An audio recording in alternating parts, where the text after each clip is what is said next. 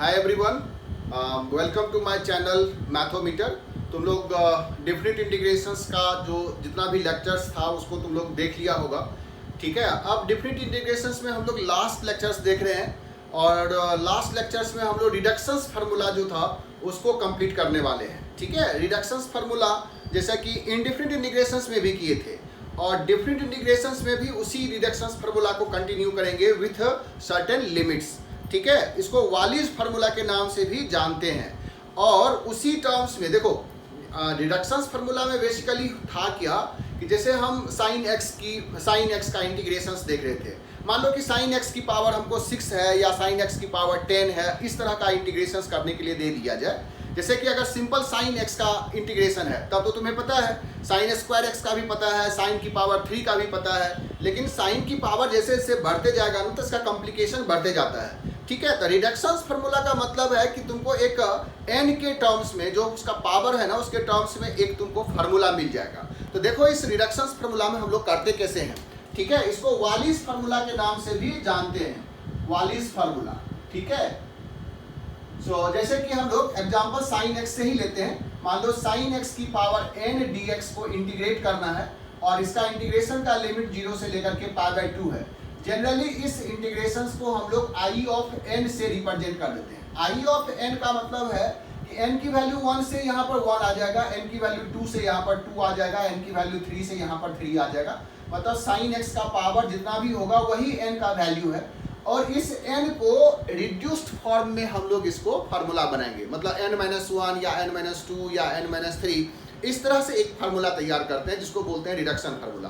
तो करना क्या है, सो देखो कि जब हम इस टर्म्स को देखेंगे, जैसे कि इसका इंटीग्रेशन तो अभी पॉसिबल नहीं था, तो हम इसमें बाय पार्ट्स यूज करना चाहते हैं। ठीक है, तो 0 से लेकर के π/2 में एक साइन एक्स को हम लोग बाहर कर लेते हैं। ठीक है, और एक साइन एक्स की जो पावर n-1 है उसको रहने देते हैं और इसमें हम बाय पार्ट्स यूज करेंगे। फर्स्ट फंक्शन इसको और सेकेंड फंक्शन इसको लेकर के, क्योंकि सेकेंड फंक्शन का हम इंटीग्रेशन करते हैं, फर्स्ट फंक्शन का हम डिफरेंशिएशन करते हैं। ठीक है, तो हमें इसको क्या लिखना है, फर्स्ट फंक्शन जैसे साइन एक्स की power n-1 into integration of second that is sine x का integration minus of cos x. ठीक है, और इसका लिमिट्स कितना है 0 से लेकर के π/2 माइनस फिर डिफरेंशिएशन ऑफ फर्स्ट ये आ जाएगा cos x और फिर डिफरेंशिएशन ऑफ दिस ये आ जाएगा n-1 साइन x की power n-2 into cos x. ठीक है, और इसका integration that is minus cos x, इस तरह से आ जाता है। तो अब तुम देखो कि जब 0 से π/2 का लिमिट्स इसमें पुट करोगे तो लेफ्ट साइड जो है ये 0 हो जाएगा। ठीक है, जो कि π/2 पर cos 0 है और 0 पर साइन 0 है, तो इस टर्म्स का कोई यहाँ पर मतलब नहीं रहा और ये माइनस मिलकर के प्लस हो रहा है। सो फाइनली हमको जो इक्वेशन जो इंटीग्रल है वो 0 से π/2 और ये n-1 बाहर आ गया और ये बच गया साइन x की पावर n-2 और ये जो cos स्क्वायर है ना इसको लिख दो 1 minus sine square x. Right, ठीक है, तो इससे तुमको दिख रहा होगा कि जब हम इसको सेपरेट करेंगे तो ये आ जाएगा n-1 0 से लेकर के π/2 साइन x की power n-2 dx minus n-1 as it is है, ये रह गया 0 से π/2, यहाँ साइन x की पावर n-2 और यहाँ साइन x की पावर 2, दोनों मिलकर के हो जाएगा तुम्हारा साइन x की पावर n। राइट, तो अब तुम्हें दिख रहा होगा कि ये जो in है यही चीज यहाँ पर रिपीट किया है। So this is also in। तो हमें यहाँ पर दिख रहा होगा कि ये जो in है this is nothing but the integral, ये जो वैल्यू है ये n-2 के टर्म्स में आ गया। जब यहाँ पर इसको हम in बोलते हैं मतलब साइन x की पावर n अगर in है तो साइन x की पावर n-2 in-2 हो जाएगा। तो हम लिखेंगे कि रिलेशंस आ रहा है n-2 in-2 minus n-1 into in। सो हमें क्या मिला, इस in को एक साथ कर लो यहाँ पर, तो ये आ जाएगा n टाइम्स in बराबर n-1 times in-2। So in is nothing but n-1 by n into in-2। ये हमको जो फार्मूला मिल रहा है, देखो in को n-2 के टर्म्स में लिख दिए। अब इससे आसान हो गया, क्या हो गया कि n की वैल्यू अगर मान लो 5 है तो हमको i3 निकालना होगा, फिर n की वैल्यू 3 के लिए हमको यहाँ पर I1 निकालना होगा। तो ऐसे ना ये रिड्यूस्ड फॉर्म्स में हमको एक फार्मूला मिल गया, जिस फार्मूला को ही हम लोग रिडक्शन फार्मूला बोलते हैं। ठीक है, तो यही इसका बेसिक पर्पस है। अब इसको हम एज ए एग्जाम्पल्स अगर हम देखेंगे, सपोज करो एक एग्जाम्पल्स के थ्रू तुमको इस टर्म्स को समझा रहे हैं। ठीक है, पहले तो ये देख लो कि क्या प्रोसेस है। अच्छा, तुमको इसमें ये चीज टर्म्स भी लग रहा होगा कि क्यों ना हम इसको 1 को लेकर के चलें। मतलब यहाँ पर अगर हम 1 को एज ए फंक्शंस लेते तो फिर क्या होता है ना कि ये अलजेब्रिक टर्म्स आ जाता और फिर उसको रिड्यूस्ड फॉर्म में निकालना अलजेब्रिक और ट्रिग्नोमेट्रिकल को थोड़ा दिक्कत होता। इसीलिए इस साइन एक्स में से ही हम एक साइन एक्स, मतलब साइन एक्स का पावर n में से ही एक साइन एक्स को निकाले और फिर उसको इंटीग्रेट किए बाय पार्ट्स के थ्रू, राइट।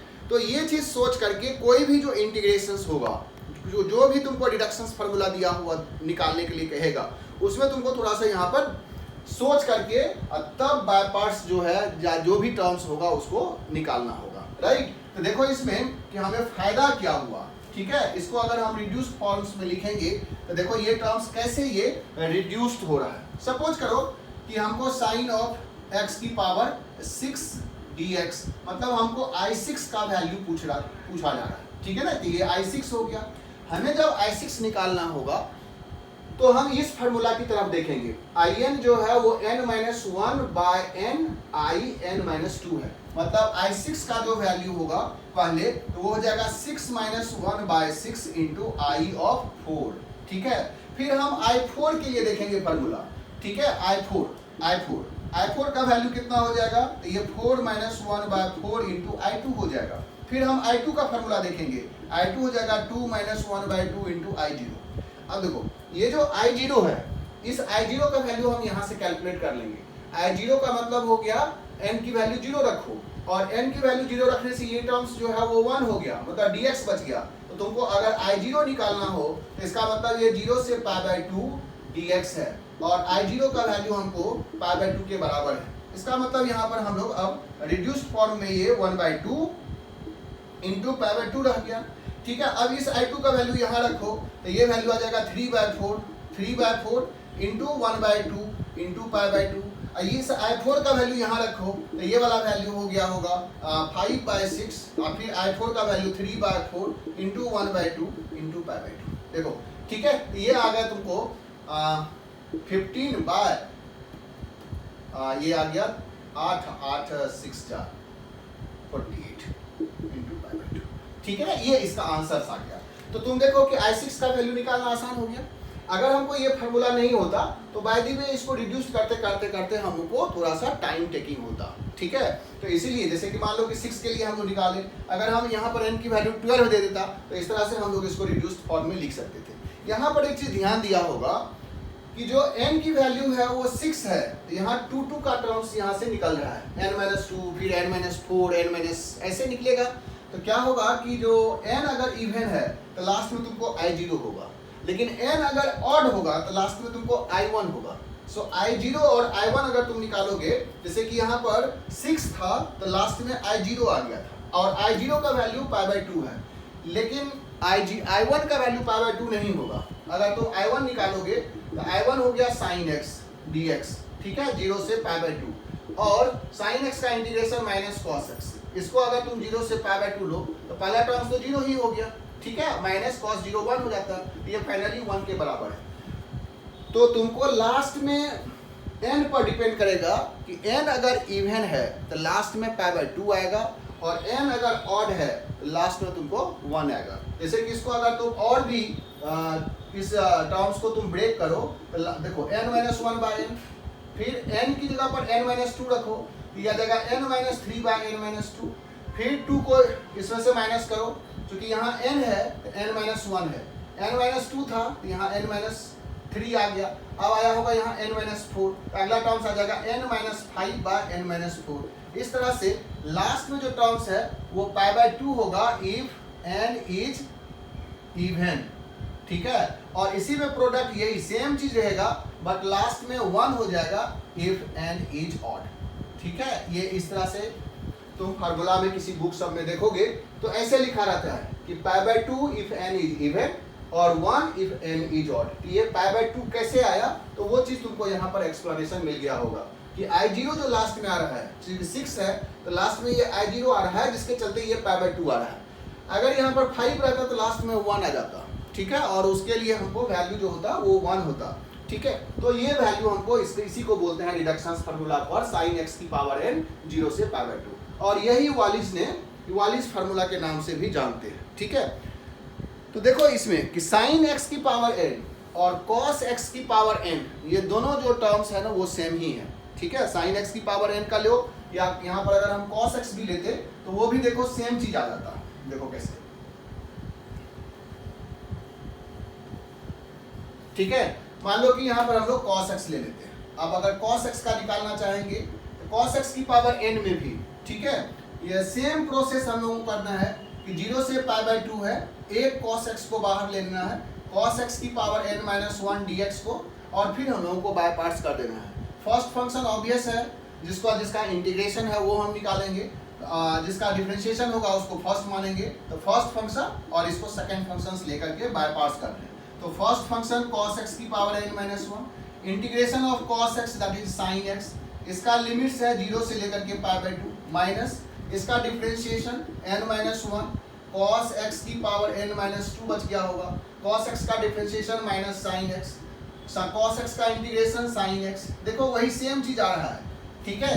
सो यहाँ से π/2 पर cos 0 और 0 पर sin 0, तो ये वाला टर्म्स तो कैंसिल हो गया, ये माइनस इसके साथ प्लस हो गया होगा, n-1 को बाहर कर लो, 0 से π/2, ये cos की पावर n-2, और यहाँ जो sin x और sin स्क्वायर उसको 1 माइनस cos स्क्वायर x, ठीक है। इस तरह से हम लोग इसका रिडक्शन फार्मूला बनाते हैं। तो ये n-2, इसको इसके साथ मल्टीप्लाई करो तो ये n-2 ही है, माइनस इसके साथ मल्टीप्लाई करोगे तो अगेन cos x की पावर n-2 और cos x की पावर 2, तो cos x का पावर n बच गया, मतलब n-1 इंटू i n ही है, ठीक है। सो ये i n, इसको इधर ऐड कर दो, i n हो जाएगा n-1 by n into i n-2, same चीज आ गया ना, ठीक है। जो sin x के लिए आया था वही चीज cos x के लिए भी आ रहा है, लेकिन इसमें ध्यान रखना कि इसमें भी n की वैल्यू जब इवन होगी तो लास्ट में 0 आ जाएगा, और लास्ट में जब 0 आ जाएगा तो ठीक है ना, इसमें I0 का वैल्यू हम यहाँ से कैलकुलेट कर लेंगे जो π/2 होगा,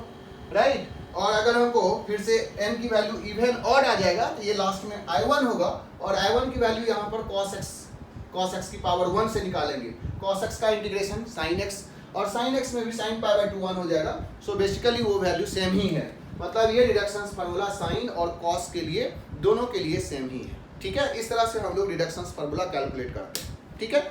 तो इसमें तुमको सारा रिडक्शन फार्मूला इंडेफिनिट वाले चैप्टर्स में बताए थे, सिर्फ तुमको उसमें जा करके लिमिट्स लेना है, ठीक है ना, ओनली लिमिट्स लेना है और कुछ नहीं करना है, लिमिट्स लेकर के, और इसमें जितना भी सीरीज बताए थे वो सारे सीरीज को तुम रिवाइज कर लो, ठीक है। इसको बता दे रहे हैं, सारे सीरीज में से हम लोग लिखे थे, इसको बस आज हम लोग सारे जो रिडक्शन फार्मूला है उसी का हम लोग कंसेप्ट देख रहे हैं। तो sin x की पावर n का देखे थे, ठीक है, ये सारा टर्म्स हम लोग देखे थे, sin x की पावर n है, इसका इंटीग्रेशन, cos x की पावर n है, इसका इंटीग्रेशन, इसमें सब में 0 से π/2 जो वालिज ने किया था, ठीक है, जो sin x की पावर m cos x की पावर n, ठीक है। इसको हम लोग जनरली i m और n ऐसे लिखेंगे, 0 से π/2, तो ये i n हो गया, ये भी i n है, इन दोनों का वैल्यू हम लोग कैलकुलेट कर लिए, इसका भी वैल्यू हम लोग जो रिडक्शन फार्मूला था उसको हम लोग वहां पर बताए थे, ठीक है। तुमको सिर्फ उसमें लिमिट्स लेकर के और फिर उस फार्मूला को ड्राइव करना है, ठीक है। अब यहाँ पर एक चीज इंपॉर्टेंट चीज जो बता रहे हैं कि इसमें एक टर्म्स आता है जिसको बोलते हैं गामा और बीटा फंक्शन, ठीक है। गामा बीटा फंक्शन से क्या है कि ये टर्म्स रिलेटेड है, ठीक है, अगर उसको तुम समझ पाओ, ऑल्दो गामा बीटा फंक्शंस जो है वो सिलेबस में नहीं है, ठीक है, जेई के सिलेबस में नहीं है, बट अगर हम थोड़ा सा याद रखें तो इसका जो वैल्यू है ना उसके साथ कोरिलेट करके हम आसानी से थोड़ा इसको सिंप्लीफाई फॉर्म में लिख सकते हैं, ठीक है। देखो क्या है वो गामा जो है, गामा फंक्शंस जो है ना उसको इस तरह से डिफाइन किया है, गामा ऑफ n, ठीक है, गामा ऑफ n, ये एक n के टर्म्स में एक इंटीग्रल वैल्यू है जो 0 से इन्फिनिटी के बीच में, ठीक है, 0 से इन्फिनिटी के बीच में x की पावर e की पावर माइनस x e की पावर माइनस एक्स और x की power n minus 1 into D x को लिखते हैं।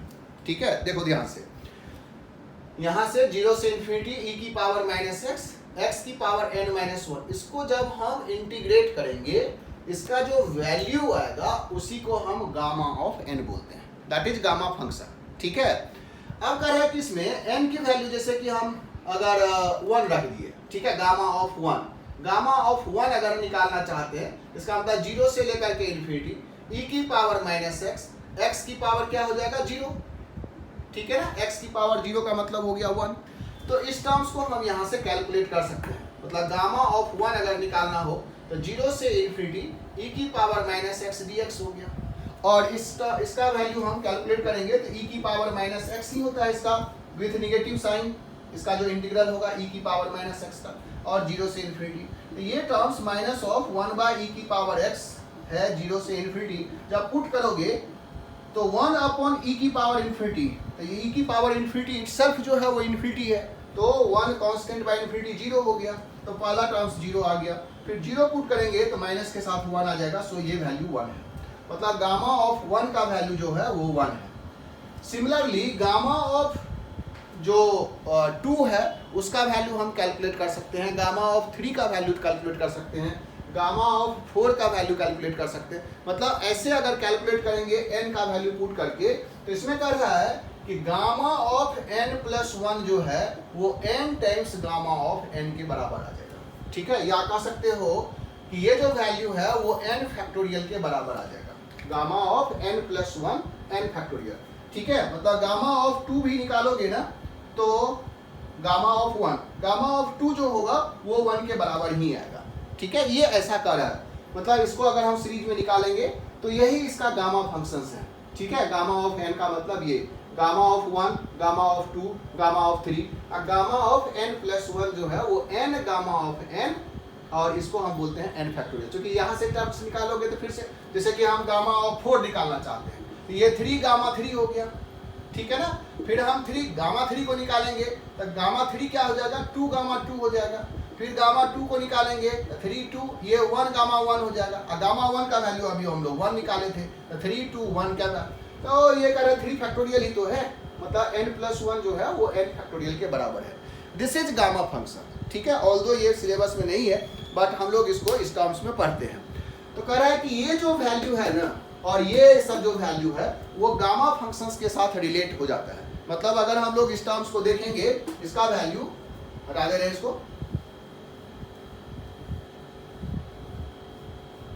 इसको अगर याद रखोगे, ठीक है, तो ये तुमको टर्म्स जो है ये आ जाता है gamma of n plus 1 by n, gamma of n plus 1 by 2, gamma of m plus 1 by 2 divided by 2 times gamma of m plus n plus 2 upon. ठीक है, ये तुमको इसका रिजल्ट आएगा, मतलब आई ऑफ mn अगर हम लिखेंगे तो आई ऑफ mn का वैल्यू जो है gamma of n plus 1 by 2, gamma of m plus 1 by 2 twice gamma of m plus n plus 2 by 2। मतलब इससे अगर तुम निकालोगे, जैसे m की वैल्यू कुछ दे दी है और n की वैल्यू कुछ दे दी है, तो हम आसानी से इस टर्म्स को कैलकुलेट कर सकते हैं। ठीक है, सिमिलरली ये जो टर्म्स होगा ना, ये आता है gamma of n plus 1 by 2 divided by 2 times gamma of n plus 1 by 2। ठीक है, gamma of n plus 1 by 2 divided by आता है ये gamma of n plus 2 by 2, gamma of n plus 2 by 2।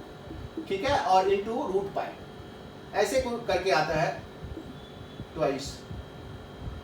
ठीक है ना, so gamma of n plus 1 by 2 twice gamma of n plus 2 by 2 into root pi. Although ये सब जो है तुम्हारे सिलेबस में नहीं है, फिर भी थोड़ा सा तुमको ये टर्म्स बता दिए, तो यही चीज हमको याद रखना है। अगर हमें ये पता हो तो हम डायरेक्टली कैलकुलेट कर सकते हैं, राइट।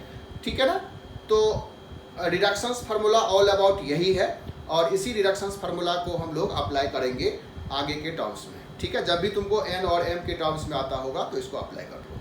ठीक है, तो आज हम लोग इस चैप्टर्स को, डिफरेंट इंटीग्रेशंस के चैप्टर्स को हम लोग यहीं क्लोज कर रहे हैं। ठीक है, अब तुम इसमें क्वेश्चंस करो और क्वेश्चंस कर करके इस चैप्टर्स को पूरा परफेक्ट करो। अगर तुमको कोई दिक्कत हो रहा हो ठीक है, तो इस पर तुम बार बार बोल रहे थे कि इस नंबर्स पर तुम व्हाट्सएप करके क्लियर कर दो, ठीक है, 9999880402 पर, राइट, ओके।